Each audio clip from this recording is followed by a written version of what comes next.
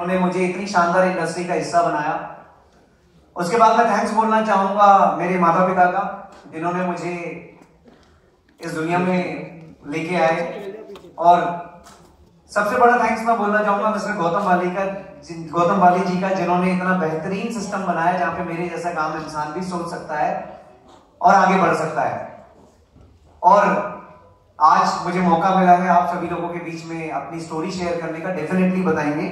लेकिन उससे पहले एक बार जोरदार ताली हमारे जितने भी आज के हमारे लीडर हैं, जिन्होंने आज मुझे यहाँ पे बुला के मौका दिया आप लोगों को अपनी स्टोरी बताने का। प्रीतम सर और जितने आशीष सर, जितने लोग हैं, मैंने इनके सानिध्य में रह के बहुत कुछ सीखा है।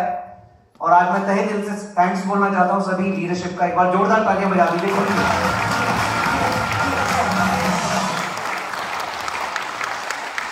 तो इससे पहले कि मैं आगे बढ़ूं, मैं आपको एक कहानी की इस आज के सेमिनार की शुरुआत करना चाहूंगा। कहानी सुनना चाहेंगे? सुनना चाहते हैं? थैंक यू सो मच, आपने यस बोला, क्योंकि अगर आप नो बोलते तो कहानी तो मैं फिर भी आपको सुनाता। बजा लो भाई।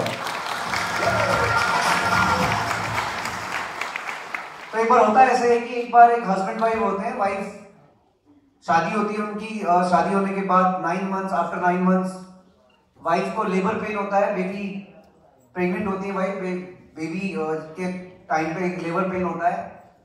सो हस्बैंड भाग के जाते हैं और उनको लगता है मेरी वाइफ के लेबर पेन शुरू हो गया, तो भाग के चल के जाके डॉक्टर को लेके आया जाए। वो जाते हैं, पास में एक डॉक्टर को बुला के उनके साथ आते हैं, और डॉक्टर जो होते हैं वो उनके घर के अंदर घुसते हैं, अंदर चेकअप होता है, दरवाजा बंद करते हैं। अंदर जाने के बाद डॉक्टर चेकअप करना शुरू कर देते हैं। बट होता यूं है कि दरवाजा बंद होने के बाद अंदर से बहुत सारी आवाजें आनी शुरू हो जाती हैं, खटर पटर खटर पटर खटर पटर, बहुत सारी आवाजें आ रही होती हैं। अभी हस्बैंड बाहर परेशान हो जाते हैं कि अंदर हो क्या रहा है। 5 मिनट के बाद विंडो खुलती है, विंडो के अंदर से मुंडी बाहर आती है डॉक्टर की। डॉक्टर बोलता है तेरे घर में हथौड़ी है? कहता है हथौड़ी क्यों? कहता है जितना बोला है उतना कर, हथौड़ी लेके आ। जाता बेचारा, हथौड़ी लेके आता है, फिर हथौड़ी लेके, फिर दरवाजा बंद होता है। 5 मिनट, फिर आवाजें आती है खटर पटर, फिर आवाजें आती है। 5 मिनट बाद फिर डॉक्टर की मुंडी बाहर आती है, कहता है तेरे घर में कुल्हाड़ी है? फिर कंफ्यूज, कहता है कुल्हाड़ी क्यों? कहता है जितना बोला है उतना काम कर, भाग के जा कुल्हाड़ी लेके आ। कुल्हाड़ी लेके आता है, फिर मुंडी अंदर, फिर आवाजें खटर पटर, फिर मुंडी बाहर आती है। 5 मिनट बाद डॉक्टर बोलता है एक काम कर, जल्दी से बाहर जाके बहुत बड़ा सा पत्थर लिया, इतना बड़ा पत्थर। अब इस बेचारे के पेशेंस आउट हो जाते हैं, कहता है डॉक्टर साहब अंदर हो क्या रहा है ये बताओ। वो कहता है वो तो मैं बाद में चेक करूंगा अंदर क्या हो रहा है, पहले जिस पेटी में मेरे टूल हैं वो तो खुल जाए, तभी तो मैं चेक करूंगा कि अंदर हो क्या रहा है। सो आज आपके पास एक मौका है, अपनी पेटी खोल के बैठिएगा, दिमाग की भी और सीट की भी, क्योंकि इसी तरह के एक सेमिनार ने मेरी जिंदगी को ट्रांसफॉर्म किया। आज से 5 साल पहले मैंने एक सेमिनार देखा था पीछे बैठ के, और इसी तरह के एक सेमिनार ने मेरी लाइफ को बदल दिया। मैंने एक निर्णय लिया कि मैं भी इस बिजनेस में कुछ बहुत बड़ा करूंगा, और निर्णय लेने में इस तरह के इवेंट ने मेरी बहुत मदद करी। और यही वो पहला इवेंट था, सक्सेस सेमिनार प्यारेलाल भवन ग्रॉस। एक बार मैं चाहता हूं ग्रॉस के लिए आप जोरदार तालियां बजाइए, क्योंकि ये जो ग्रॉस है आज, ये ग्रॉस के बैनर ने आज पता नहीं कितने लोगों की जिंदगियों को ट्रांसफॉर्म किया है। मैं इकलौता नहीं हूं, आज आगे स्टोरी में बताएंगे, बहुत सारी चीजें हैं जो आपसे शेयर करेंगे। सो जब मैं बैठा था मेरे को जगह भी नहीं मिली, क्योंकि उस टाइम पे सिद्धार्थ सर इवेंट किया करते थे और बहुत कम इवेंट होते थे दिल्ली के अंदर। सिद्धार्थ सर के इवेंट के अंदर सारी लीडरशिप होती थी, और उसमें हम एक डिस्ट्रीब्यूटर के माध्यम से, एक नए बिल्कुल बिगिनर्स के माध्यम से वहां बैठा करते थे। मेरे साथ मेरे कुछ और साथी हुआ करते थे, सीट भी हमें नहीं मिलती थी। हमको सिर्फ ये लगता था कि यार इस फ्रंट लाइन में हम कब आएंगे। एक जुनून था कि इस फ्रंट लाइन में आना है, क्योंकि फ्रंट लाइन वाले लोग जो होते हैं बहुत सम्मानजनक लोग होते हैं, इन्हें बहुत रिस्पेक्ट मिलती है, हमें भी फ्रंट लाइन में आना है, ये वाला एक जुनून था। और इसी तरह के इवेंट ने कब हमें लगातार बार बार इस तरह के इवेंट का हिस्सा बन के कब हम वहां उस पीछे से यहां आ गए, और यहां से कब हम यहां ऊपर स्टेज पे आ गए, हमें पता भी नहीं लगा। सेम आपके साथ भी होगा, पता भी नहीं लगेगा कब पहुंच गए। इसको सर ऑन कर दीजिए प्लीज। ये चलिए तो शुरू करते हैं। उधर से जाना। बीच बीच में बातें करते रहेंगे, सवाल जवाब आप लोगों से लेते रहेंगे, लेकिन ये सोच के बैठिएगा कि आज का दिन आपके जीवन का सबसे महत्वपूर्ण, सबसे इंपॉर्टेंट डे हो सकता है अगर आप ये सोच के आए कि यहां से कुछ आज लेके जाना है। सो फ्रेंड्स, अगर मैं बात करूं, मेरा बर्थ प्लेस उत्तराखंड, मैं कुमाऊनी हूं बेसिकली, मेरा बर्थ प्लेस उत्तराखंड का है। जिम कॉर्बेट के पास ऊपर एक जगह है जिसका नाम है भौनीखाल, वहां से मेरा जन्म हुआ। मैं अगर बात करूं मेरे माता पिता, ये मेरे फादर हैं, ये मेरी मदर है, और ये मेरा गांव है पीछे, मेरा घर। हम बहुत एवरेज, बहुत गरीब परिवार में पैदा हुए, और ऐसा कुछ बैकग्राउंड नहीं था कि बहुत ज्यादा विरासत हमारे बाप दादाओं के पास हो, कुछ नहीं था। एक मकान गांव के अंदर, वो भी टूटा फूटा, दोबारा कभी बनाने की उसको हिम्मत भी नहीं आई, क्योंकि वो सिचुएशन नहीं थी। अगर मैं फैमिली की बात करूं तो मेरे परिवार में बेसिकली हम 4 बहन भाई हैं। ये वाला लाइट बंद हो सकता है सर, ये वाला जो इधर वाला लाइट है, थोड़ा सा स्क्रीन प्रॉपर नजर आएगा। यस, मेरे परिवार में अगर मैं बात करूं तो हम 4 बहन भाई हैं। ये मैं हूं, साथ में मेरी 3 बहनें हैं। सबसे बड़ी मेरी दीदी है, इनका नाम है दीपा। उसके बाद मेरी छोटी सिस्टर है मनीषा, और तीसरे नंबर पे सबसे छोटी है ललिता, और एक भाई मैं हूं, मेरा नाम भुवन है, आप तो जानते ही हैं। दिल्ली में आने का कारण क्या रहा? मेरे जो फादर हैं, इनका एक हाथ अगर आप ध्यान से देखेंगे तो डिफरेंट शेप में है। इनका गांव में हमारे पास एक दोनाली बंदूक हुआ करती थी, और मेरे फादर को शौक था मुर्गे मारने का, जंगली मुर्गे मारने का। तो एक दिन वो बंदूक साफ कर रहे थे, तो बंदूक साफ करते करते उसके अंदर रेड कलर का जो कारतूस होता है वो ब्लास्ट हो गया, और जब वो ब्लास्ट हुआ तो उनका जो एक हाथ था, लेफ्ट वाला हाथ, उसमें बहुत ज्यादा हार्म हुआ, और उसकी 2-3 उंगलियां ब्लास्ट हो गई। और अल्टीमेटली इनके ऑपरेशन के लिए हम दिल्ली आए थे, सेंट्रल हॉस्पिटल पहाड़गंज के अंदर इनको लाया गया, इनका ऑपरेशन वहां पे चला।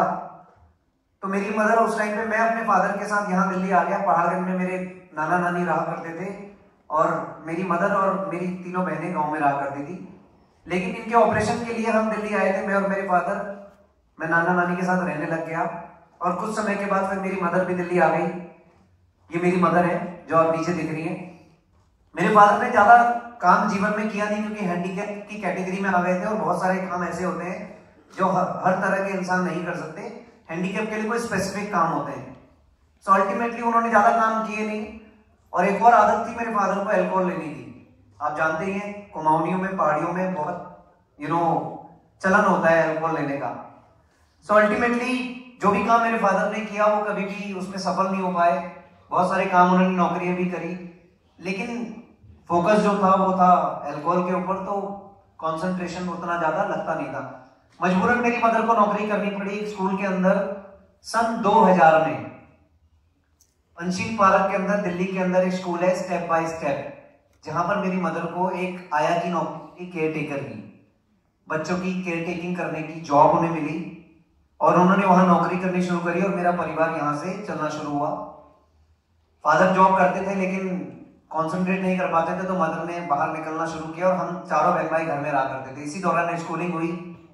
मैंने राउज एवेन्यू, यहीं पे रेलवे कॉलोनी के पास एक स्कूल है राउज एवेन्यू, जहां से मैंने अपनी स्कूलिंग करी 8th क्लास तक रेगुलर। 8th क्लास के बाद मैं स्कूलिंग नहीं कर पाया, क्योंकि घर में परिस्थितियां इतनी विपरीत थी कि मेरी मदर की नौकरी करने से जब कुछ नहीं हो रहा था, तो मेरी दीदी ने नौकरी करनी शुरू कर दी। कनॉट प्लेस के अंदर एक शिमला स्टूडियो है, जहां पे उन्होंने जॉब करी। जब उनसे भी पूरा नहीं हो पाया तो फिर मेरा नंबर आया, क्योंकि अल्टीमेटली घर के अंदर जो बड़ा होता है सबसे पहले उसी को कुर्बानी देनी पड़ती है। सो मैंने 8th क्लास से अपना स्कूल छोड़ दिया। 10th का फॉर्म मैंने ओपन से भरा, जहां पे मैं पास नहीं हो पाया, वहां पे भी मैं फेल हो गया था।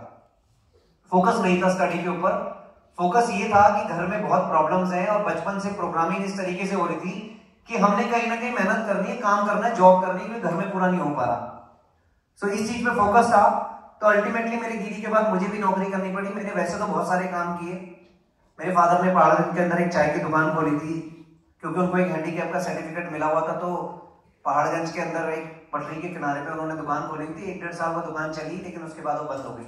सुबह उनको छोड़ना दुकान में, और शाम को वापस दुकान को बढ़ाना, वो 2 काम करने में ही जाता था, क्योंकि वो चाय तो बना लेते थे, छान भी लेते थे, लेकिन बर्तन धोना, ये सारे काम उनके बस की नहीं थे। तो वो काम मेरे को करने पड़ते थे। वो वाला काम भी किया। कोरियर कंपनी में 1 साल काम किया कनॉट प्लेस में, क्योंकि एजुकेशन ज्यादा थी नहीं, और मुझे पता था कि यार काम जो मिलेगा वो करना है। सो कोरियर कंपनी में भी 1 साल काम किया क्राउन प्लेस में, वहां पे भी मेरे को 7-8 हजार रुपए सैलरी मिली होगी। फाइनली मेरी जो सिस्टर है ये लॉरियल कंपनी के अंदर सुपरवाइजर थी। इन्होंने ब्यूटी इंडस्ट्री को अपना करियर बनाया था, वहां पर इनकी सुपरवाइजर की जॉब थी। और जब मैं कोरियर कंपनी में काम कर रहा था तो ये देखती थी कि मैं बहुत भागता हूँ, बहुत ज्यादा भागा दौड़ी है लाइफ में। कोरियर में आपको पता ही है कि भागना पड़ता है बहुत ज्यादा। तो इन्होंने एक दिन मेरे को एडवाइस करी कि भाई तुम इतना भागते हो, क्यों ना तुम रिटेल इंडस्ट्री में आ जाओ, ब्यूटी इंडस्ट्री में आ जाओ। मैंने कहा ठीक है बहन, तू मेरी जॉब लगा दे, मैं कर लूंगा। मेरे अंदर अच्छी बात ये थी कि मैंने कभी सोचा नहीं कि क्या करना है क्या नहीं करना, जो काम मिल गया उसको करने ले जाता था। एक क्यूरियोसिटी थी अंदर से कि सीखना है, लर्निंग हैबिट थी कि चीजें सीखनी है। और मैंने अपनी शुरुआत रिटेल में करी।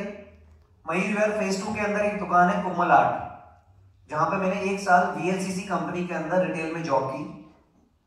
उसके बाद वहां पर एक बार एक सुपरवाइजर ने मुझे सेल करते हुए देख लिया। उनको अच्छा लगा कि मैं लोगों से अच्छी बात करता हूँ, अच्छा सेल कर लेता हूँ प्रोडक्ट को, तो उन्होंने मेरे को ऑफर किया कि आप मेरी कंपनी में जॉब कर लो। वो सुपरवाइजर थी कलर बार कॉस्मेटिक कंपनी की। उन्होंने मेरे को ऑफर किया विशाल मेगा मार्ट V3S मॉल के सामने विकास मार्ग पे विशाल मेगा मार्ट हुआ करता था। उन्होंने मेरे को ऑफर किया कि तुम यहाँ पे जॉब कर लो। कोमल आर्ट में मुझे मिलते थे 9,000 रुपए, उन्होंने मेरे को ऑफर की 15,000 रुपए। मैंने एक्सेप्ट कर लिया वो प्रपोजल और मैं विशाल मेगा मार्ट में शिफ्ट हो गया। मॉल की लाइफ थी, अच्छा लग रहा था, दुकान से सीधा मॉल में आ गया। क्यूरियोसिटी थी कि मॉल में खुला खुला होता है, AC होता है, मजे आते हैं। उसके बाद विशाल मेगा मार्ट बंद हो गए दिल्ली में, वो वाला विशाल मेगा मार्ट बंद हो गया। और फाइनली क्योंकि मैंने अब रिटेल को अपना करियर बना लिया था, मैंने सोचा कि यही वो लाइन है जहां पे मैं मेहनत करके पैसा कमा सकता हूं। क्योंकि रिटेल में एक अच्छी बात ये होती है कि बेसिक्स तो आपके कम होते हैं, लेकिन इंसेंटिव्स आपके बहुत हाई होते हैं। जितना आप सेल करोगे, जितनी आप मेहनत करोगे, उतने ज्यादा हाई इंसेंटिव आप वहां से उठा सकते हो, गेन कर सकते हो। तो जब विशाल मेगा मार्ट बंद हुआ तो मेरे को ऑफर आया, लाजपत नगर के अंदर एक दुकान है जहां से मुझे ऑफर आया। दुकान का नाम है बलदेव जनरल स्टोर, बहुत छोटी सी शॉप है लाजपत नगर के अंदर। और फाइनली 2005 में मैंने लाजपत नगर बलदेव जनरल स्टोर को ज्वाइन किया, जहां पर मैंने 12 साल स्पेंड किए अपनी लाइफ के। 12 साल 2005 में लाजपत नगर के अंदर कॉस्मेटिक स्टोर के अंदर 17 लोगों का स्टाफ, सारे के सारे लड़के, जहां पर मेरे को मौका मिला एक सेल्समैन के रूप में अपनी करियर को, अपनी जीविका को चलाने का। करियर नहीं बोलेंगे, जीविका कह सकते हैं। शुरुआत हुई 15,000 रुपए सैलरी से। और यहाँ पे मैंने जब छोड़ी नौकरी तो मेरी सैलरी थी 2017 में मैंने क्विट कर दिया था इस जॉब को। जब मैंने नौकरी छोड़ी तो मेरी इनकम थी 1 लाख रुपए पर मंथ, क्योंकि मेरा 4 कंपनी के साथ टाई अप था, कलर बार के साथ, ओले के साथ। एक ओले कंपनी है, यहाँ पे बहुत सारी फीमेल्स हैं जो ओले को जानती होंगी अच्छे तरीके से। Total effect 7 sign of ageing product बनाती है। एक और कंपनी है बुर्जुआ बॉर्जोइस, ये फ्रेंच कंपनी है। और एक और कंपनी है रिमेल। ये चारों कंपनी के साथ मेरा टाई अप था एक ही दुकान के अंदर। चारों कंपनियों के प्रोडक्ट बेचना, काउंसलिंग करना, लोगों को बताना, ये मेरा प्रोफाइल था। सुबह 11 बजे से लेकर रात को 9 बजे तक स्टैंडिंग जॉब, कोई सिटिंग नहीं, ना तो ब्रेकफास्ट का पता, ना लंच का पता और ना ही डिनर का पता। Reason behind that, retail line में कंपटीशन बहुत है। अगर आप 1 मिनट के लिए चाय पीने चले गए और आपका ग्राहक आ गया आपकी कंपनी का सामान लेने, तो आपकी दूसरी कंपनी का जो सेल्समैन आपके दुकान में खड़ा है वो उसको काट देगा। इस तरीके का कंपटीशन होता है रिटेल के अंदर। तो 1 मिनट के लिए भी हम अपना स्टोर नहीं छोड़ते थे। इतने पैशनेट थे अपने काम को लेके कि 1 मिनट के लिए भी अपना स्टोर नहीं छोड़ते थे। मैं तो इतना पैशनेट था कि मैं अपना लंच, डिनर, ब्रेकफास्ट सब भूल जाता था कि कहीं मेरा ग्राहक ना कट जाए, मेरा कस्टमर कहीं कोई और, कोई पॉन्ड्स वाला या कोई दूसरी कंपनी का कोई सेल्समैन मेरे कस्टमर को ना ले जाए। सो ना तो मैं ब्रेकफास्ट पे ध्यान रखता था, ना ही लंच पे और ना ही डिनर पे, क्योंकि रात को फिर 9 बजे शॉप से फ्री होते थे। सराय काले खां का जाम, मैं रहता था वेस्ट विनोद नगर, सराय काले खां का जाम था, 1-1, 1.5 घंटा जाम में रहते थे। फिर घर जाके रिपोर्ट बनाना, DSR बोलते हैं, डेली सेल रिपोर्ट, वो देना कंपनी को, कितनी लिपस्टिक बिकी, कितनी काजल बिके, कितने लाइनर, कितने मस्कारा, कितने फाउंडेशन बिके, कितनी क्रीम बिकी, वो डेली रिपोर्ट करना। फिर एक वीकली रिपोर्ट होती थी, फिर एक मंथली रिपोर्ट भी होती थी। तो लाइफ इतनी ज्यादा हैक्टिक थी, इतनी ज्यादा बिजी थी कि कभी जिंदगी में कुछ सोचने का मौका नहीं मिला कि कभी कुछ और भी करना चाहिए लाइफ में। इस दौरान शादी भी हो गई, 2011 में शादी हो गई, 2012 में बेटा हो गया। और बेटा होने के बाद चैलेंजेस आने लग गए कि अब घर में बेटे को टेक केयर कौन करेगा, क्योंकि मदर अपनी जॉब करती थी, मैं भी जॉब करता था, शादी तक सब कुछ ठीक था। फादर मेरे बीमार रहने लग गए थे, इसलिए घर पे रहते थे। लगभग 8 से 9 साल वो बीमार रहे, उनको अस्थमा की प्रॉब्लम हो गई थी, उनके दोनों वॉल ब्लॉक हो गए थे। तो 8 से 9 साल वो बीमार रहे और 8 से 9 साल लगातार कर्जा उनकी हेल्थ के ऊपर, बहुत पैसा लगता था। यहां तक की नौबत यह आ गई थी कि उनके लंग्स उनको सपोर्ट नहीं कर रहे थे एंड मोमेंट में, और लगभग 2 साल उन्होंने जो ऑक्सीजन है वो एक आर्टिफिशियल ऑक्सीजन पे वो रहे। और एक मशीन आती है, बाइपाप मशीन बोलते हैं उसे, लगभग 1.5-2 लाख रुपए की मशीन होती है वो। अगर उन्हें वॉशरूम भी जाना होता था तो मशीन की ट्रॉली उनके साथ जाती थी, तब जाके वो वॉशरूम जाया करते थे। 2 मिनट के लिए भी अगर वो ऑक्सीजन हट जाए उनके नाक से तो उनको प्रॉब्लम होनी शुरू हो जाती थी। सो ये 2012 में मेरे फादर की डेथ हो गई। मेरा बेटा भी हुआ, 2 महीने मेरे बेटे को वो खिला के गए। उसके बाद चैलेंज आने लग गए कि घर में बेटे को टेक केयर कौन करेगा। तो 2015 में मेरी मदर ने जॉब को क्विट कर दिया। 2000 में उन्होंने जॉब स्टार्ट करी थी, सन 2000 में 2000 रुपए सैलरी में। और जब 2015 में उन्होंने नौकरी छोड़ी तो उनकी हाईएस्ट सैलरी थी 17,000 रुपए। नौकरी छोड़ने का कारण सिर्फ ये था कि घर में बेटे को देखो आप, मैं और मेरी वाइफ अब जॉब करेंगे। मेरी वाइफ ट्रेवल एजेंसी में थी, 25 से 30 हजार रुपए सैलरी मिलती थी, और मेरी सैलरी जो थी वो थी लगभग 1 लाख रुपए के आसपास पर मंथ। इंसेंटिव मिला मिलू के चारों कंपनियों के साथ काम करके, उनकी सेल करके, दिन भर का दर्द पेन लेके 1 लाख रुपए पर मंथ मेरे घर पे आते थे। उसी से पूरा घर परिवार चलता था। मकान अपना था नहीं, रेंट पे था वेस्ट विनोद नगर के अंदर। एक बाइक मेरे पास थी, स्कूटी थी, स्कूटी से फिर बाइक ले ली थी मैंने। यहां पर मैंने अपने 17 साल निकाले, बहुत सारे अवार्ड एंड सर्टिफिकेशन मुझे मिले कलर बार के द्वारा, best employee of the year, excellence award, born to win award, दुनिया भर के अवार्ड मुझे मिले। ओले के द्वारा बहुत सारे अवार्ड मिले, बहुत सारी ट्रेनिंग मीटिंग करा करते थे वहां पे भी, बहुत कुछ मिला। लेकिन फाइनली इस दौरान 2012 में वेस्टीज मेरे परिवार में आया। मेरी मदर ने वेस्टीज को ज्वाइन किया लेकिन काम नहीं किया, और ज्वाइन कराने के पीछे जो श्रेय गया वो जाता है मिस्टर पीसी डबराल जी। मिस्टर पीसी डबराल जी को मैं एक बार चाहता हूं उनके लिए जोरदार तालियां बजा दीजिए। आईडी 2012 में लगी, काम नहीं किया 2012 में, क्योंकि विश्वास नहीं था, बिलीव नहीं था। लेकिन 2014 में मिस्टर पीसी डबराल जी के 60,000 रुपए आए, और मेरी मदर ने पीसी डबराल के साथ इस बिजनेस को स्टार्ट किया था। तो मेरी मदर को लगा कि यार मैं पीछे रह गई, तो मेरी मदर ने 2014 से वेस्टीज को करना शुरू किया, वो भी एक करियर के रूप में नहीं, जस्ट क्योंकि इसके पैसे आ गए, 60,000 रुपए अपलाइन के आ गए, तो मेरे कहीं ना कहीं लगता है ना कि अपने साथ वाले के आगे मेरे नहीं आए, तो कहीं ना कहीं फिर अंदर से लगता है कि करना चाहिए। तो मेरी मदर ने बिजनेस करना शुरू किया 2014 से। मुझे बताया, मैंने इग्नोर किया, उनकी बात नहीं सुनी। इस दौरान 2015 में मेरे जीवन में एक ऐसा टर्निंग पॉइंट आया जिसने मेरी पूरी लाइफ को बदला। और ये टर्निंग पॉइंट सीरियसली अगर नहीं आता मेरे जीवन में तो शायद मैं कभी भी वेस्टीज में नहीं आता। टर्निंग पॉइंट वाज 22 नवंबर 2015। मेरा एक एक्सीडेंट हुआ जब मैं लाजपत नगर से घर जा रहा था, मेरे पास स्कूटी हुआ करती थी। मेरे एक एक्सीडेंट हुआ और इस एक्सीडेंट के दौरान मेरे सीधे पांव की 3 जगह से हड्डियां टूट गई। इस पांव की मल्टीपल फ्रैक्चर, मेजर एक्सीडेंट, और एक साल का बेड रेस्ट। 1 साल मैंने 12 साल एक कंपनी को दिए, और अल्टीमेटली मेरा एक्सीडेंट हुआ।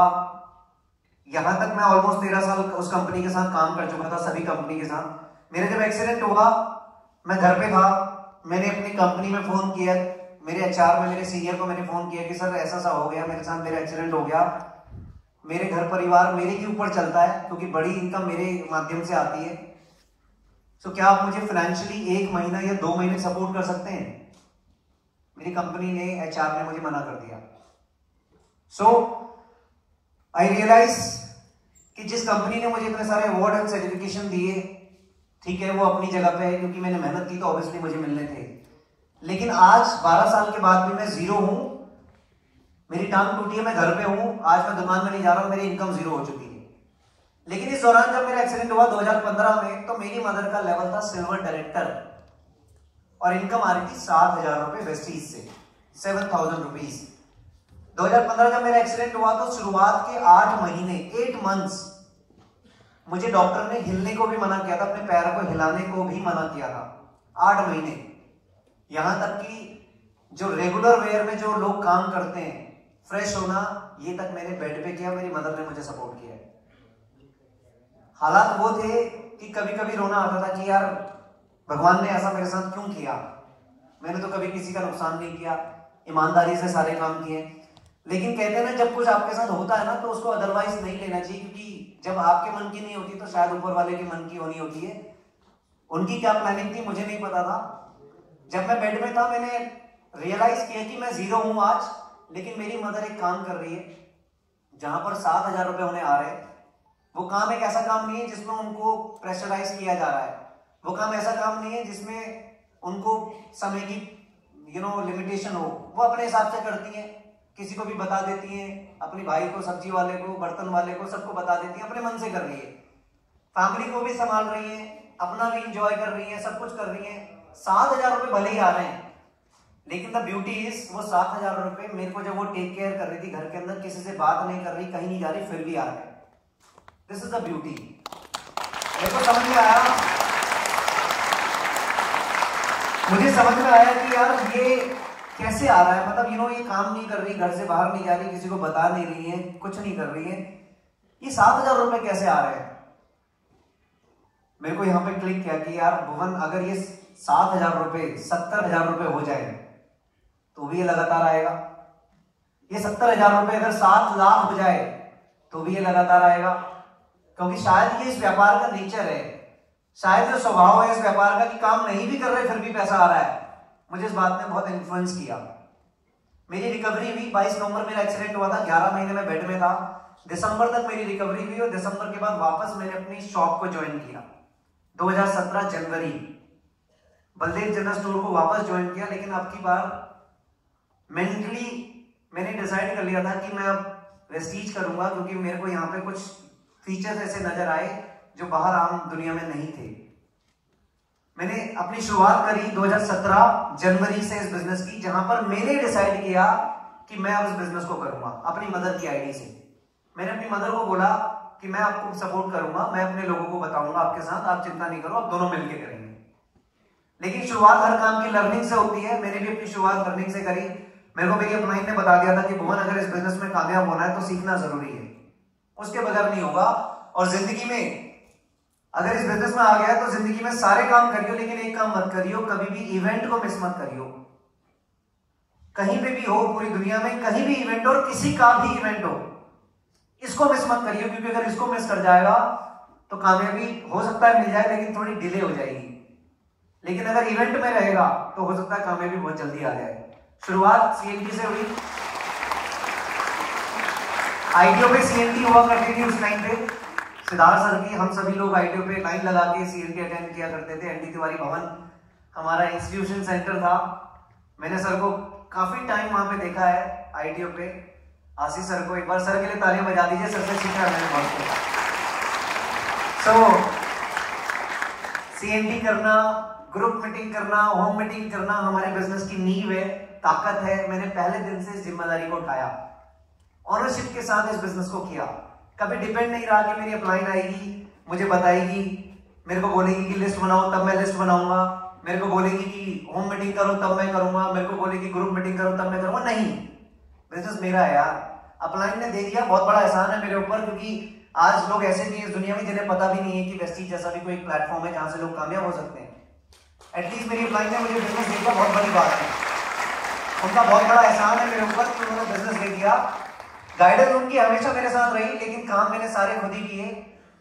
यहां तक कि आउट ऑफ डेली मीटिंग करना भी मैंने पहले दूसरे महीने से शुरू कर दिया था, बगैर ये सोचे समझे कि यार कन्विंस है या नहीं है, पैसा कितना लगेगा, कभी नहीं सोचा। व्यापार कर रहे भाई, व्यापारी वाली सोच के साथ आए थे। पता था कि व्यापार कर रहे हैं तो पैसा तो लगेगा, एक्सपेंस तो होगा, ट्रेवलिंग में एक्सपेंस होगा, टिकट्स में एक्सपेंस होगा, सेमिनार की टिकट खरीदना, वीआईपी की टिकट खरीदना। मेरी पहली वीआईपी मैंने जयपुर के अंदर करी थी, दिल्ली से जाके। जयपुर के अंदर फर्स्ट वीआईपी मैंने जयपुर के अंदर करी थी, क्योंकि मेरी अपलाइन ने बोला जयपुर में एक वीआईपी हो रही है, चला जा। मैंने बस पकड़ी, सराय कालेखां से जयपुर पहुंच गया वीआईपी करने 2-3 लोगों के साथ। कभी भी डिनाई नहीं किया, जो बोला वो करना शुरू किया। अलग अलग जगहों पे, दुकानों में जा जाके रात को, दिन में, जब समय मिलता था तब प्लान करना, 1 to 1 प्लान करना, होम मीटिंग करना, ग्रुप मीटिंग करना, ये सारे काम करने शुरू कर दिए।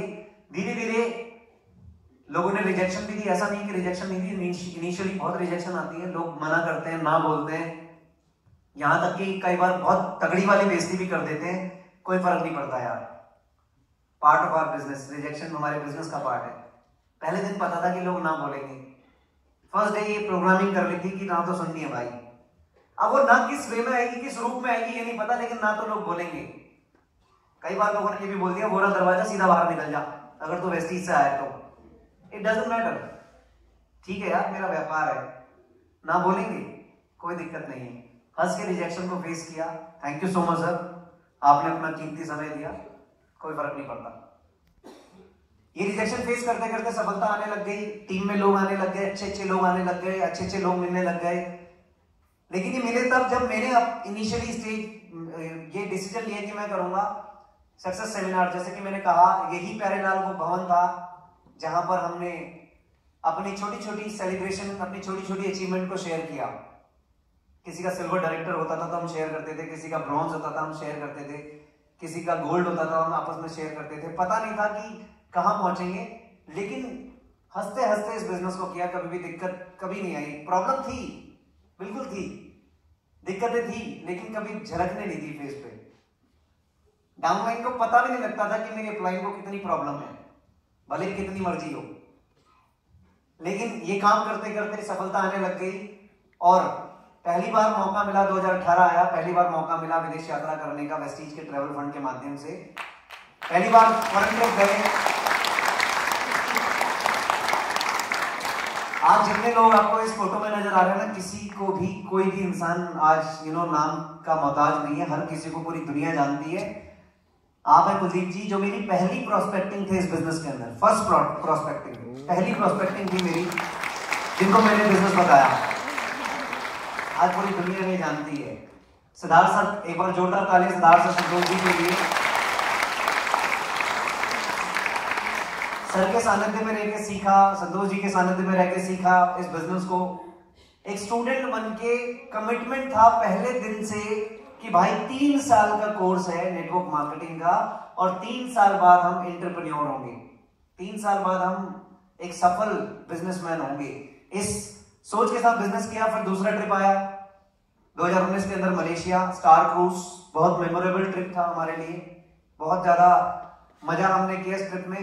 पहले ट्रिप में हम सिर्फ 3 लोग गए थे, ओनली 3 पीपल, मेरी टीम से, मेरी डाउनलाइन से। अपलाइन से तो बहुत सारे लोग गए थे, लेकिन डाउनलाइन से बहुत कम लोग, हम 3 गए थे। लेकिन दूसरी ट्रिप में हम 3 की जगह पे हो गए थे 36 लोग विद इन 1 ईयर, 36 लोग, मुझे आज भी याद है। इस ट्रिप में मेरे साथ सिर्फ मैं नहीं था, मेरा बेटा भी मेरे साथ था। 8 साल की उम्र में मैंने अपने बेटे का पासपोर्ट बनाया, मेरे लिए बहुत बड़े प्राउड की बात थी। अल्टीमेटली मेरा पासपोर्ट 37 साल की उम्र में बना, लेकिन मेरे लिए प्राउड वाली बात ये थी कि 8 साल की उम्र में मैंने अपने बेटे का पासपोर्ट बनाया। मेरा 9 साल का बेटा है जलज, और 3 साल की मेरी बेटी, 5 साल की मेरी बेटी है अनन्या। आज उनका जन्मदिन है। और आज लेकिन one thing I will tell you, आज रात को उनकी केक कटिंग सेरेमनी है, लेकिन मैं उसमें नहीं हूं, क्योंकि मेरा आज 8 से 9 का एक प्लान है। और मेरा 5 साल का कमिटमेंट है इस बिजनेस के साथ कि 5 साल मैंने इस बिजनेस को करना है, पूरी शिद्दत के साथ करना है यार, फुल मेहनत के साथ करना है, पूरी शिद्दत के साथ, और पहली प्राथमिकता इस बिजनेस को देनी है। ऐसा नहीं कि उनका जन्मदिन नहीं बनेगा, बनेगा। सिर्फ हो सकता है मैं लेट नाइट पहुंचूं, थोड़ा सा 10 बजे पहुंचूं, केक कटिंग हो जाएगी, सब कुछ हो जाएगा, हो सकता है मैं उनका गिफ्ट लेके 10 बजे पहुंचूं, बनेगा। लेकिन ये 5वां साल है, 2017 से लगा लो, 2021 से 5वां साल है। अगले साल का जन्मदिन उसका ऐसा बनेगा कि दुनिया में किसी और की बेटी का जन्मदिन ऐसा नहीं बनेगा, ये गारंटी। तो कमिटमेंट इज कमिटमेंट, जो पहले दिन लिया था वो लिया है। इवन मेरी वाइफ मेरे से कह रही थी कि आज तो अपना प्लान कैंसिल कर दो 8 से 9 का। मैंने कहा नहीं, बिल्कुल नहीं, आप बनाओ, सब कुछ करो, बुलाओ अड़ोसी पड़ोसी को, सबको बुलाओ, केक काटो, कोई दिक्कत नहीं है। मैं थोड़ा लेट हो जाऊंगा, क्या फर्क पड़ रहा है यार, 5 साल की मेरी बेटी है, अभी उसे पता नहीं टॉयज की क्या वैल्यू है, उसे नहीं पता। सोचिए आज के 10 साल बाद जब उसे एक्चुअली वैल्यू पता लगेगी चीजों की, और तब मैं उसको वो नहीं दे पाऊंगा जो उसकी चॉइस का जो गिफ्ट है, तो शायद मेरे को ज्यादा दुख होगा। तो कोई बात नहीं, मेहनत करने दो यार। आज के 10 साल बाद 15 साल बाद जब उसको उसकी चॉइस का गिफ्ट मिलेगा ना, तो उससे बड़ी खुशी शायद मिलने होगी नहीं। जीवन भर कितने जन्मदिन और सेलिब्रेट करेंगे। तो इस फॉरेन ट्रिप में मेरा बेटा मेरे साथ था, और मैं आपको बता दूं बहुत हमने एंजॉय किया इस फॉरेन ट्रिप के अंदर। ये एक जगह है पिनांग, यहाँ पे एक ट्रेन चलती है, ऐसे खड़ी चढ़ाई होती है, यहाँ पे ट्रेन जाती है ऊपर खड़ी 90 डिग्री की, ऐसे उस पर ट्रेन ऐसे जाती है ऊपर।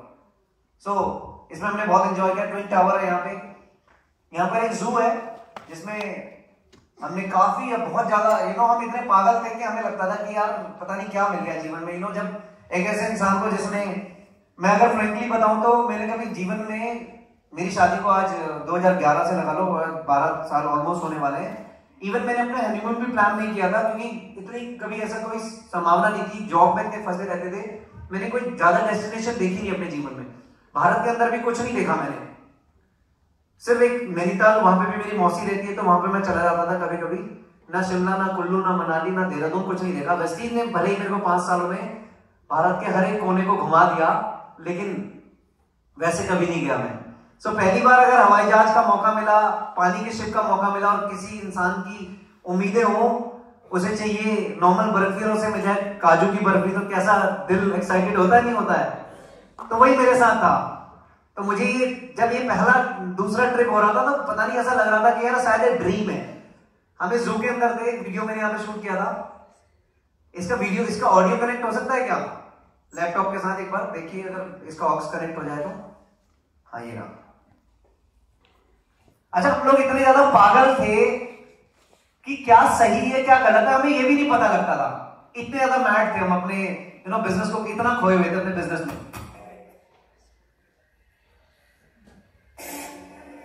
ये वीडियो है, कुलदीप जी है यहाँ पे।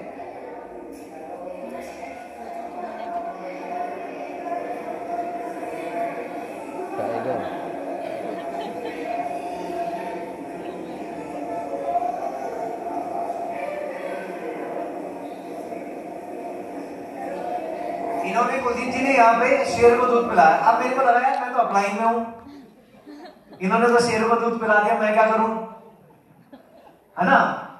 इतने में ही तुरंत एक जगह पे, इसी जू के अंदर एक जगह पे मुकेश पाल जी मगरमच्छ के ऊपर बैठ गए। ये मेरे यूसीडी है, ये मगरमच्छ के ऊपर बैठ गए। वो मेरे डीसीडी है, उन्होंने शेर को दूध पिलाया। अब मुझे लगा मुझे क्या करना चाहिए, मैं तो अप्लाई हूं ना, कोई स्टोरी तो लेके जानी पड़ेगी, है ना?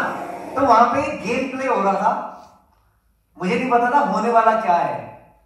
गेम प्ले हो रहा था वहां पे, और गेम प्ले हो रहा था तो उन्होंने बोला कि कौन आएगा। मैंने हाथ सबसे पहले खड़ा किया, सब मैं आऊंगा। और उन्होंने मेरे को बुलाया कि आ जाओ। अब वो थाई लैंग्वेज में थे, उनको मेरे को पता नहीं क्या बात कर रहे थे, उन्होंने मेरे को बुला लिया और उन्होंने मेरे को बुला के एक जगह पे लेटा दिया। लेट जाओ, ये ऊपर मेरे टॉवल रख दिया। मेरे को लगा पता नहीं क्या होने वाला, हाथ तो खड़ा कर दिया, लेकिन क्या होने वाला मुझे नहीं पता। अब क्या हुआ वहां पे, इन नेक्स्ट वीडियो ध्यान से देखिएगा।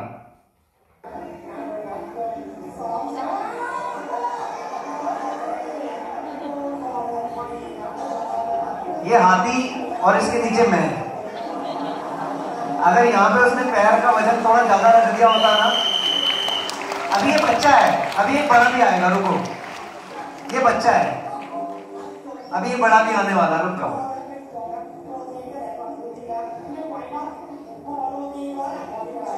अभी चला जाएगा, मेरे को लगा हो गया बस खत्म, ठीक है, लेकिन अब बड़ा आएगा। सोचो अगर ऐसे आप लेटे हो, बड़ा हाथी बगल से आ रहा हो, कैसा लगेगा?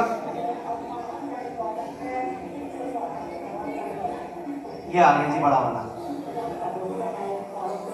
पहले तो इसने सूंड रखी, फिर इसने पैर ऐसे रखा, मैंने कहा हो गया काम भाई। फिर इसने ऐसे रखा, मेरे सर के पास से गया है ये।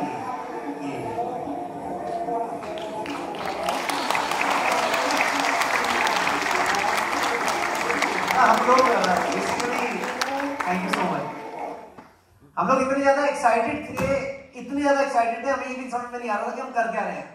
अब आप सोचो अगर इसने गलती से वजन ज्यादा रख दिया होता तो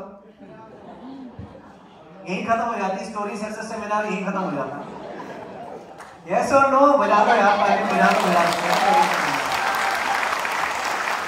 उसके बाद तीसरा वॉलंटियर, 6 महीने काम करते थे ईमानदारी से, ऑनेस्टी से, 6 महीने पूरी मेहनत करते थे, 7वें महीने में फॉरेन ट्रिप। फिर आ गया साउथ अफ्रीका। 2019 में साउथ अफ्रीका का ट्रिप मिला, जिसमें मैं अकेला नहीं था, मेरे साथ मेरी वाइफ इस ट्रिप में थी। She is my wife Chitra Sharma. आज मैं, मेरी वाइफ और मेरी मदर, हम तीनों मिलकर इस बिजनेस को आज भी उतनी शिद्दत के साथ बिल्ड करते हैं। फर्क सिर्फ इतना है कि शुरुआती दौर में हम अपने लिए काम करते थे, आज हम अपनी टीम के लिए काम करते हैं पूरी शिद्दत के साथ। फर्क सिर्फ इतना है। यहाँ पर बहुत सारे लीडरशिप है जिनको आप जानते हैं बहुत अच्छे तरीके से। बहुत अच्छा मेमोरेबल ट्रिप था हमारे लिए। इस दौरान सफलताएं बढ़ती चली गई। 2018 में पहली गाड़ी लेने का मौका मिला, टाटा नेक्सॉन। फर्स्ट कार थी मेरी 14 लाख रुपए की, टॉप मॉडल मैंने यहाँ से बाई किया। 1 साल के अंदर मैंने कार अचीव कर ली थी, स्टार डायरेक्टर 1 साल में क्वालिफाई हो गया था। उसके बाद 24 नवंबर 2021, अभी लास्ट मंथ, ऑडी A4, इसका जो टायर है ना, सही बताऊं तो मेरी हैसियत इतनी भी नहीं थी कि मैं इसके टायर को खरीदने की भी औकात रखूं। This is true. इतनी भी औकात नहीं थी कि सोच सके कि ऑडी का टायर भी कभी बाय करेंगे। ऑडी तो छोड़िए, इतनी बड़ी सोच कभी जीवन में एक आम इंसान की होती नहीं है।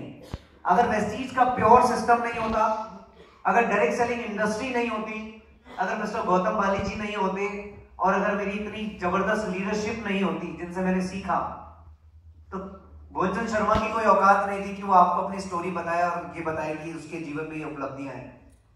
It happened just because of following the system. मैंने एक सिस्टम को फॉलो किया, वो सिस्टम जिसमें इतनी ताकत है कि एक आम इंसान अगर सिर्फ सोच ले कुछ बड़ा करने का अपने जीवन में, तो वो बहुत बड़ा कर सकता है। अगर वो सिर्फ सोच ले तो सोचना जरूरी है। मैंने सोचा 2017 कि मेरे को जीवन में सब चीजें चाहिए, तो जाके मेरे जीवन में चीजें आने लग गई। यहां पर सेलिब्रेशन में लगभग 800 लोग आए थे। ऑडी के सेलिब्रेशन लगभग 800 लोग इस सेलिब्रेशन में थे। यहां तक कि न्यूज़पेपर में, वहां के खोड़ा का एक न्यूज़पेपर था कोई, जिसमें ये आर्टिकल छपा था। बड़ी बात ये नहीं मैं गाड़ियां चला रहा हूं, परिवार में 2 गाड़ियां, ये भी बड़ी बात नहीं है। 5 फॉरेन ट्रिप है, ये भी बड़ी बात नहीं है। आज 1 करोड़ के घर में मैं रह रहा हूं, ये भी बड़ी बात नहीं है। बड़ी बात यह है दोस्त कि आज मेरे माध्यम से मेरी टीम में 70 परिवार नॉर्मल गाड़ियां चला रहे हैं। ये बड़ी बात है। ये बहुत बड़ा कॉन्ट्रीब्यूशन है लोगों की लाइफ में कि यहां पर आज मेरे माध्यम से बिजनेस, और पता नहीं कितने घरों को आज इस बिजनेस की वजह से फायदे हुए, इस शानदार अपॉर्चुनिटी की वजह से उनमें फायदे हुए। न केवल 70 परिवार, बल्कि आज 3 ऐसे परिवार हैं, इंक्लूडिंग माई सेल्फ। हम 4 लोग ऐसे हैं जो आज यहां से लग्जरी गाड़ियां चला रहे हैं, जिसमें 2 मर्सिडीज और 2 ऑडी हैं। ये बड़ी बात है यार। साथ ही साथ जैसा कि मैंने बताया, आज मैं एक लग्जरी प्रॉपर्टी पे रहता हूँ, गौर सौंदर्य नोएडा के अंदर। बहुत जानी मानी सोसाइटी है जहां पर हम रह रहे हैं। यहाँ पर दुनिया की वो सारी चीजें हैं जो एक आम इंसान को अपने जीवन में चाहिए। हर चीज यहाँ पे अवेलेबल है। आज अगर बात करें, मेरा नेटवर्क लगभग मोर देन 5 लाख लोगों का हो चुका है। इतना बड़ा नेटवर्क है, इतनी बड़ी लीडरशिप है। लेकिन देखिए ब्यूटी क्या है, बिजनेस की ब्यूटी समझिए। मैंने इस बिजनेस में 100 लोगों की लिस्ट बनाई थी पहले दिन। मेरे अपलाइन ने मुझे बोला था 100 लोगों की लिस्ट बनानी है। मैंने किंतु परंतु नहीं किया, बना ली। मैं गारंटी ले रहा हूं आप में से कई लोग ऐसे होंगे, इतने ढीठ होंगे कि बार अपलाइन के बोलने के बाद भी लिस्ट नहीं बनाते होंगे। मैंने गलती नहीं करी, उन्होंने बोला लिस्ट बना ले, मैंने बना ली। और मैंने उन 100 में से सिर्फ 60 लोगों को प्लान दिखाया था सीखने के बाद, विद टूल के साथ कैसे प्लान दिखाना है। वो 60 में से 30-35 लोग आज मेरे बिजनेस में नहीं है, मना कर दिया, रिजेक्ट हो गया। जो मेरे डायरेक्ट स्पॉन्सरिंग थी मैं उसकी बात कर रहा हूं। लेकिन उनमें से 15-20 लोग ऐसे थे जिन्होंने मेरे ऊपर भरोसा किया और इस बिजनेस को शुरू करना स्टार्ट किया। और उन्हीं 15-20 लोगों ने 5 साल के अंदर मेरे को 5 लाख लोगों का नेटवर्क बना के दे दिया। This is the beauty of this business की ब्यूटी है दोस्त। आपको काम नहीं करना इतना बड़ा नेटवर्क बनाने के लिए, आपको सिर्फ गिनती के 15-20 लोगों के साथ इस बिजनेस को शुरू करना है। और विद इन 5 years वो 15-20 लोग इतने लोगों को मल्टीप्लाई कर देंगे कि आप इसकी कल्पना भी नहीं कर सकते। ये ब्यूटी है। आज इन 5 लाख में से मैं गिनती के 25 से 30 लोगों के साथ डायरेक्टली टच में रहता हूं। वो सारे लीडर अपनी अपनी टीम को खुद लीड करते हैं। हर लीडर इंडिपेंडेंट है और अपनी टीम को खुद लीड करता है। This is the beauty. आप अकेले इतने सारे लोगों को लीड नहीं करते। अब आप कल्पना करिए, आज मेरा बिजनेस 3 करोड़ लगभग 10 लाख पीवी होते हैं पर मंथ, लगभग 10 लाख पीवी, जिसमें मेरी कंट्रीब्यूशन सिर्फ 181 PV 182 PV per month cell purchase होती है। ईमानदारी से घर का हर सामान वेस्टीज से लेता हूं। एक प्रोडक्ट घर का किसी और कंपनी का नहीं आता। अगर वो वेस्टीज बना रही है तो वेस्टीज का ही आएगा। पहले दिन से ही कमिटमेंट है, आज तक भी यही कमिटमेंट है। एक प्रोडक्ट बाहर का नहीं आता। अगर आता है तो या तो टूट जाता है या डस्टबिन में चला जाता है, कितना भी महंगा हो। बिजनेस मेरा है। ऑनरशिप पहले दिन से तो ना केवल मेरा बल्कि मेरी वाइफ अगर किसी और कंपनी की लिपस्टिक ले आती है तो मैं तोड़ देता हूँ या अपनी बेटी को दे देता हूँ, वो एक ही दिन में सब खत्म कर देती है। आज भी कोई कॉम्प्रोमाइज नहीं है तो उस बिजनेस के साथ, क्योंकि बिजनेस मेरा है। ये ओनरशिप पहले दिन से है। कल्पना कीजिए 5 लाख लोग नेटवर्क में हैं। आज के 20 साल बाद मैं कल्पना करने के लिए बोल रहा हूं। आज इंडस्ट्री इंडिया में इतनी पॉजिटिव नहीं है, लेकिन डेफिनेटली इंडस्ट्री ग्रो कर रही है। उसके बारे में सेकंड पार्ट में आपको बताऊंगा। कल्पना करिए 5 लाख लोग अगले 20 साल के बाद 1-1 हजार रुपए का सामान खरीद लें तो 5 लाख इंटू कितना होता है 1,000? कैलकुलेट करिए। 5 lakh into 1000 only. I just giving you the example only. ये होता है लगभग 50 करोड़। हाँ, 50 करोड़ रुपीज में। आज 3 करोड़ के बिजनेस में मुझे 6.5 लाख रुपए पर मंथ आते हैं। और लोगों को भी जाते हैं मेरी टीम में। बहुत सारे लोग पैसा कमा रहे हैं, हर महीने उनके अकाउंट में पैसे ट्रांसफर होते हैं। लेकिन मेरा जो इंडिपेंडेंट जो बोनस आता है वो आता है 6.5 लाख रुपए का। लेकिन 6.5 लाख रुपए का तब आता है जब 3 करोड़ का टर्नओवर है। 20 साल बाद 50 करोड़ का टर्नओवर होगा। मैं बहुत नॉर्मल सा एग्जांपल ले रहा हूं। 3 करोड़ से कितने गुना ज्यादा है?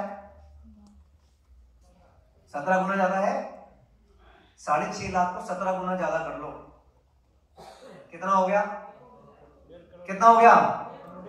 लगभग 1 करोड़ की आमदनी की विरासत ऑलरेडी मेरे पास है, जो मेरे को वेस्टीज ने बना के दी। ये पावर आपके पास नहीं है। अगर मैं बात करूं पिछले 5 सालों में लगभग मोर देन 2 करोड़ रुपए से ऊपर की आमदनी वेस्टीज के माध्यम से मैं जनरेट कर चुका हूं, जिसमें से कई बार लोगों को बिलीव नहीं होता, विश्वास नहीं होता, और हमसे विश्वास दिलाने के अलावा दूसरा कोई काम नहीं कर सकते। यहां पर ये फाइनेंशियल ईयर 2020-21 की इनकम है। फॉर्म 26 AS है। ये पैन नंबर है मेरी मदर का, विमला शर्मा उनका नाम है। ये मेरा पुराना एड्रेस है, वेस्ट विनोद नगर। और ये मंथली इनकम है, हर महीने जो ट्रांसफर होती है वेस्टीज के माध्यम से। और ये कितना क्रेडिट हुआ, ये उसका इनकम का ये सारा का सारा वो है। अगर आप ध्यान से देखें तो कोरोना में ये 10 जून 2020 इनकम थी 2,49,000, 10 जुलाई को इनकम 510, 10 अगस्त को इनकम 653, 10 सितंबर को इनकम 593, 10 अक्टूबर को 466। हर महीने की इनकम। डेफिनेटली व्यापार है, अप डाउन होगा यार। लोगों के व्यापार तो कोरोना में खत्म हो गए भाई। मैं कोरोना में घर से बाहर नहीं निकला, ना ही आप निकले, लेकिन फिर भी इस फाइनेंशियल ईयर के अंदर 51,13,932 रुपए की आमदनी वेस्टीज के माध्यम से मेरे परिवार में आई थी इस 1 साल के अंदर। ये मौका आपके पास भी है, ये अपॉर्चुनिटी आपके लिए भी बराबर काम करेगी। डिपेंड करता है कि आप इस बिजनेस को करने के लिए कितने सीरियस हैं। सो ये ओवरऑल आज अचीवमेंट है। वेस्टीज ना होता तो मेरे जीवन का कोई महत्व ना था। आज अगर मैं बात करूं, एक बहुत रिस्पेक्टेड लेवल है, यूनिवर्सल क्राउन डायरेक्टर, साथ ही साथ आज पूरा परिवार मिलकर इस बिजनेस को करता है। ये मेरी मदर है, जो एक स्कूल के अंदर एक केयर टेकर थी, आज पूरा हिंदुस्तान इन्हें जानता है एक बिजनेस वुमेन के रूप में। आज पूरे हिंदुस्तान में फेमस है विमला शर्मा जी, और इनके नाम से मुझे जाना जाता है। अच्छी बात ये है, इनके नाम से मुझे जाना जाता है, ये बहुत बड़ी बात है। आज मेरी वाइफ, मैं और मेरी मदर तीनों मिलकर इस बिजनेस को करते हैं। मेरी वाइफ सिर्फ बड़े बड़े सेमिनार रिकॉग्निशन में जाती है, वो भी वो वाले में जो हम पर्सनली ऑर्गेनाइज करते हैं, क्योंकि बच्चों को देखती है घर में, बच्चे को एंजॉय करती है उनके साथ। मैं और मेरी वाइफ मिलकर इस काम को करती है। पूरा का पूरा सपोर्ट आज मेरी वाइफ का इस बिजनेस में मेरे साथ है। 1 साल उन्हें लगा भले इस बिजनेस में आने के लिए, लेकिन 1 साल बाद पॉजिटिवली इस बिजनेस को कर रही है, फील्ड पे काम कर रही है। एक कोट मैंने यहाँ पे लिखा, दोस्त, 1 मिनट में आपकी जिंदगी नहीं बदलती, मगर 1 मिनट में लिया हुआ निर्णय आपकी जिंदगी बदल सकता है। You have a chance to transform your life. आपके पास मौका है। इस बिजनेस में 5 साल रहने के बाद मैं सचमुच में विश्वास करता हूं नेटवर्क मार्केटिंग सबसे आध्यात्मिक बिजनेस है। लोग नेटवर्क मार्केटिंग को नहीं चुनते, भगवान नेटवर्क मार्केटिंग के लिए लोगों को चुनते हैं। मुझे पक्का भरोसा है नेटवर्क मार्केटर्स भगवान के भेजे हुए दूत हैं। लोग नेटवर्क मार्केटिंग को नहीं चुनते दोस्त, आपने नेटवर्क मार्केटिंग को नहीं चुना, भगवान ने आपको चुना है नेटवर्क मार्केटिंग करने के लिए। सबसे प्योर बिजनेस है। इस दुनिया का सबसे बेस्ट बिजनेस मॉडल आपके हाथ में है।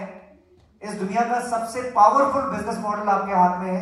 आप चाहें तो इस बिजनेस मॉडल से दुनिया का सबसे शक्तिशाली इंसान बन सकते हैं, क्योंकि आज इस दुनिया में जितने भी लोग सफल है, शक्तिशाली हैं, प्रभावशाली हैं, उनके पीछे ताकत एक ही है, वो है नेटवर्क मार्केटिंग। वो सब नेटवर्क बनाते हैं और यही मौका हमें भी मिला, भगवान ने हमें चुना है। चॉइस आपकी है, इसको वेस्ट कर दे या इसे भुना ले, ये चॉइस आपकी है। मैं वापस से थैंक्स बोलना चाहूंगा मेरी चारों मेंटोरशिप को, जिन्होंने मुझे पग पग पे इस बिजनेस को सिखाया। एक बार जोरदार तालियां मिस्टर सिद्धार्थ सिंह, संतोष जी, पीसी रबार जी, एमपीसी रबार जी, जिनके संगत में रह के बिजनेस को सीख रहा हूं। अंत में जाते जाते एक कोड है दोस्त, हम गरीब पैदा हुए ये हमारे हाथ में नहीं था, हमारे माता पिता गरीब थे ये हमारे हाथ में नहीं था, लेकिन हम इस दुनिया से गरीब जाएंगे या अमीर, हमारे बच्चे हमारे बाद गरीब की कैटेगरी में आएंगे या अमीर की कैटेगरी में, ये सिर्फ और सिर्फ हमारे हाथ में है। आज सिर्फ हमारे हाथ में है। ये चॉइस आपकी है कि आप खुद को और अपने बच्चों को कैसा भविष्य देना चाहते हैं आज के 5 साल बाद। With this thank you so very much. मैं यहाँ पे बुलाना चाहूंगा वापस से आज के हमारे मास्टर ऑफ सेरेमनी, एक बार जोरदार तालियां हमारे मास्टर सेरेमनी के।